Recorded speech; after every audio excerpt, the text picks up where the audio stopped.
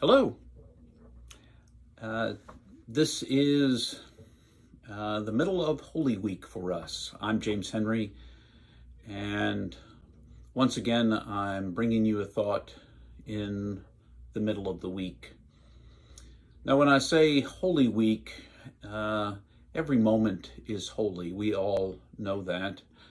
But we set aside a week between Palm Sunday, which happened just a couple of days ago, all the way up through Good Friday and Easter, to prepare ourselves, to kind of set the stage.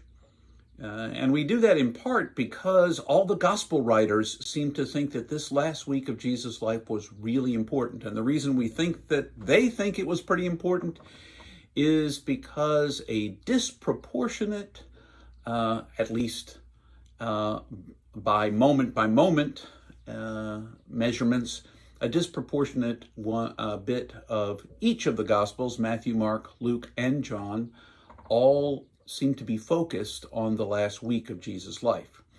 Roughly a third of the Gospels are about this last week. This after Jesus has spent somewhere between 1 and 3 years in ministry, and this last week is important. So they pay attention. They tell these stories to draw us in to the culmination of Jesus' life. Now, I bring that up because I think it's important for us to kind of see in that a mirror, if you will, into our own lives. But before I mirror our lives, I want to say to you how infinitely precious and unconditionally loved you already are for the person and gift you are. Now, this week mirrors perhaps our lives because as things come to a head, as they culminate, if you will, in this last week, Jesus busies himself being present moment by moment, teaching and sharing what is most important to him, and kind of so do the gospel writers. They want to be sure that if we missed all the rest of it in the beginnings of their gospels, that we got how intentional Jesus was at the culmination of his work. Now, what do I want to invite you to consider is that every moment offers us the opportunity. None of us know how long we have. I don't want to get into an argument because it doesn't really matter whether Jesus knew this was his last week or not. As could predict the future that it was coming. That doesn't matter to me.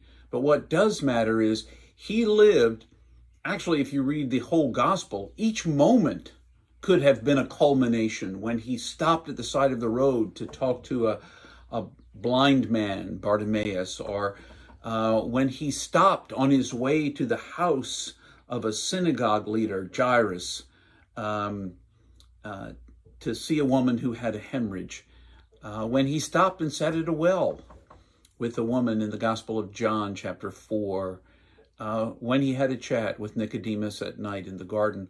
All those places could have been the culmination, and in part they could have been the culmination because Jesus was really in those moments. He was really with the people who were there with him. Now, if we're really honest with ourselves, each of us kind of rushes through our lives. And we either schedule ourselves back to back to back. Work might schedule us back to back to back, but we're constantly filling our time with things rather than just culminating the real presence of this moment. Jesus understood that not only was God to be present in some realm yet to come, but God was very much present in every moment of our lives, and Jesus wanted to be there for it. And sometimes that presence was in silent morning prayer by himself, and sometimes that was in that encounter in the side of the road. And it wasn't just that Jesus was the one that Bartimaeus met God in, but I believe that that Jesus met God in Bartimaeus too, that it was a mutuality, that it was a relational connection that happened. Every moment offers us a relational connection to the Spirit, to the flow that we're all part of. Now, we sleepwalk through most of it. Jesus tells stories about falling asleep, but we sleepwalk through much of our lives.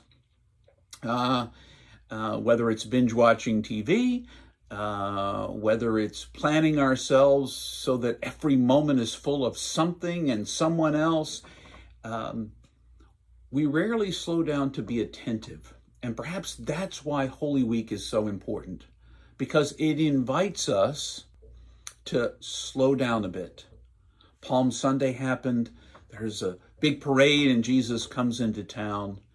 And perhaps it's an invitation for us to slow down and really listen closely to the teachings of Jesus, to listen to what we need to hear, because Jesus is indeed just as present with us as he was physically present to those he was with. And if that is the case, how can we cultivate that experience? This week, if you don't practice any other week, and I encourage you to practice every day and every moment, but even if you don't, let this week invite just 5 minutes to sit back in the quiet. Maybe listen to an inspiring piece of music, preferably without words. And the only reason I say without words is oftentimes the words become distracting to us. Let that music filter into you. Or when you're sitting and listening to someone and you're trying to think of what you're going to say next, calm your brain down. Take a breath.